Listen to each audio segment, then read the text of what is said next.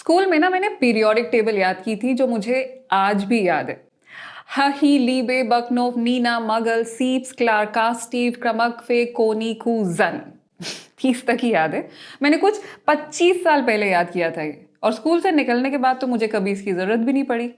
तो फिर आज भी मुझे ये याद कैसे है? नमस्कार, मैं हूं ईशा भाटिया सानन। आप देख रहे हैं सेहत टॉक, और अगर आप स्टूडेंट हैं तो ये वीडियो जरूर देखें ताकि एग्जाम के टाइम पर चीजें याद रखने की ट्रिक समझ में आ जाए।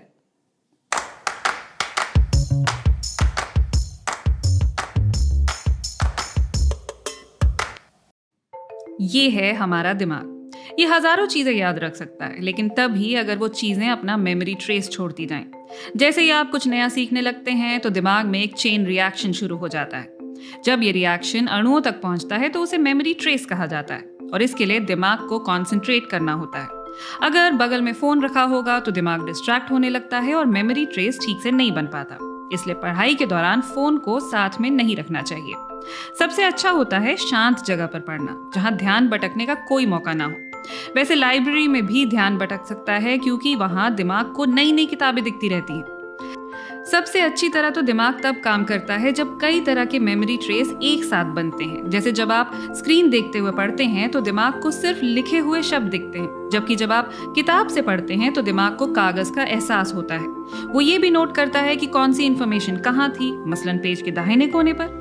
इसी तरह जब आप हाथ से नोट्स बनाते हैं या फिर जो पढ़ रहे होते हैं उसके डायग्राम बनाते चलते हैं तो एक साथ बहुत सारे मेमोरी ट्रेस बनने लगते हैं। और सबसे अच्छा तरीका होता है शब्दों को जोड़ जोड़ कर उनकी कहानी गढ़ते रहना।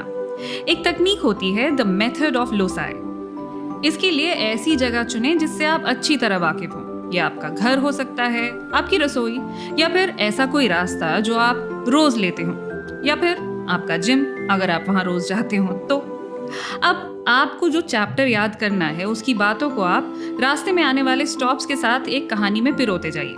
मान लीजिए आपको शॉपिंग लिस्ट याद करनी है, तो सोचिए कि सेब कहीं ड्रॉर्स में पड़े हुए हैं, या फिर टॉयलेट रोल कॉफी मशीन पर रखा हुआ है। फिर जब आप सुपरमार्केट में पहुंच जाएं तो यही कहानी याद कीजिए, और जो जो खरीदना था वो सारा सामान एक एक करके आपको याद आने लगेगा।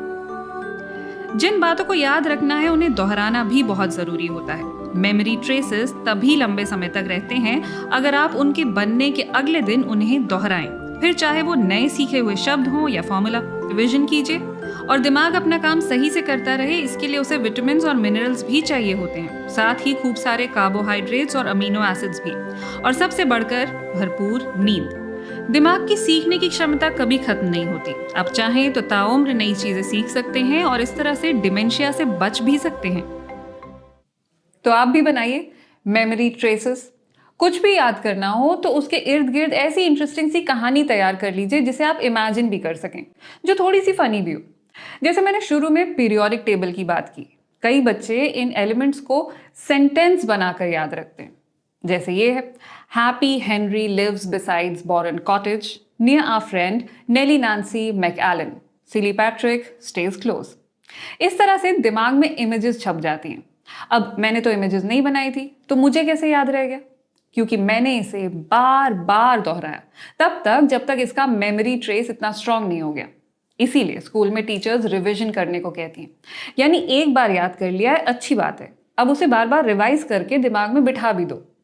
लेकिन स्मार्टफोन साथ में लेके बैठोगे तब तो बन चुका मेमोरी ट्रेस। फिर तो बस ट्रेंडिंग रील्स ही याद रहेंगी। आपको पता है, छोटे बच्चे भी इसी तरह से भाषा सीखते हैं। जब वो कोई नया शब्द सुनते हैं तो उसे बार बार दोहराते हैं, तब तक जब तक वो रट ना जाए।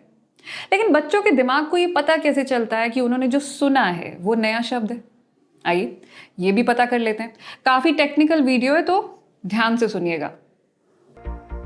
किसी के गोल तो किसी के नुकीले कान तरह तरह के आकार में दिखते हैं। ये इतने अनोखे होते हैं कि इनसे हमारी पहचान भी की जा सकती है, वैसे ही जैसे फिंगरप्रिंट से। लेकिन हम सबके कानों में कुछ चीजें कॉमन होती हैं, जैसे कार्टिलेज का बना इलास्टिक सा ढांचा। कानों में ये जो घुमाव और उठाव होते हैं वो इसलिए ताकि हम आवाज को बेहतर ढंग से सुन सकें और पहचान सकें। और हम सबके पास होते हैं ईयर लोब्स। हालांकि एग्जैक्टली करते क्या हैं डॉक्टरों को ये अब तक समझ नहीं आया है। मुमकिन है कि इनकी कोशिकाओं में खून के बहाव के कारण ये कान के बाहरी हिस्से को गर्म रखने का काम करते हैं।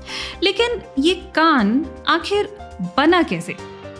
साउंड वेव्स को समझने लायक सिग्नल्स में बदलने की क्षमता सबसे पहले मछलियों में पैदा हुई थी। माना जाता है कि विकास के क्रम में उनके गलफड़े हड्डियों में तब्दील हुए, जिनसे कानों का अंदरूनी ढांचा बनता है। इन्हें हैमर, एनविल और स्टिरअप कहा जाता है। ये एम्पलीफायर की तरह काम करते हैं। हवा में मौजूद वाइब्रेशंस को ये कान की सतह पर महसूस कराते हैं। ईयर ड्रम और आसपास की हड्डियों की बदौलत ये सिग्नल कान के अंदर कॉक्लिया में मौजूद तरल में हलचल पैदा करता है। कॉक्लिया की जो अंदरूनी परत होती है उस पर हजारों हेयर सेल्स होते हैं। ये शरीर पर मौजूद बाकी के बालों की कोशिकाओं से अलग होते हैं। ये अगर खराब हो जाएं तो ठीक नहीं हो पाते, इसीलिए कान खराब होने पर उन्हें दोबारा ठीक नहीं किया जा सकता। कान के अंदरूनी हिस्से में जो हेयर सेल्स होते हैं वो सेंसरी सेल्स होते हैं। ये तरल की हलचल को इलेक्ट्रिकल सिग्नल में बदलते हैं। फिर ऑडिटरी नर्व की मदद से ये सिग्नल दिमाग तक पहुंचते हैं। इसके बाद ऑडिटरी नर्व ब्रेन स्टेम को सिग्नल भेजती है। फिर ऑडिटरी कॉर्टेक्स समझने की कोशिश करता है कि आवाज आ कहां से रही है। साथ ही वो आवाज की पिच और इंटेंसिटी को भी समझने की कोशिश करता है। आखिरकार सेरिब्रल कॉर्टेक्स में पहुंचने के बाद ही हमारा दिमाग आवाज को ठीक से समझ पाता है। तो जैसा कि आपने देखा, हमारा कान एक बेहद ही पेचीदा मशीन है। एक ऐसी मशीन जो कभी भी ऑफ नहीं होती। अगर आपको शांति की जरूरत है तो भी नहीं। इसलिए अपने कानों को हल्के में कतई मत लीजिए। एक बार अगर कान खराब हो गए तो बस एक ही चारा है, हियरिंग एड। आपको उनकी जरूरत ना पड़े, इसके लिए जरूरी है कि आप अपने कानों का ध्यान रखें। आजकल लोग दिन भर कान में ईयरपॉड्स लगा कर रखते हैं। ये कन्वीनियंट तो बहुत होते हैं, लेकिन इनसे कानों को नुकसान भी बहुत होता है। इसलिए इस्तेमाल कीजिए, लेकिन बीच बीच में इन्हें निकाल भी दिया कीजिए और वॉल्यूम जितना हो सके कम रखिए। उम्मीद है आपने आज भी कुछ नया सीखा होगा। अगर आपके घर में बच्चे हैं, अगर आप आसपास स्टूडेंट्स को जानते हैं, तो उनसे ज़रूर शेयर कीजिए आज का वीडियो। मैं मिलूंगी आपसे अगली बार। नमस्कार।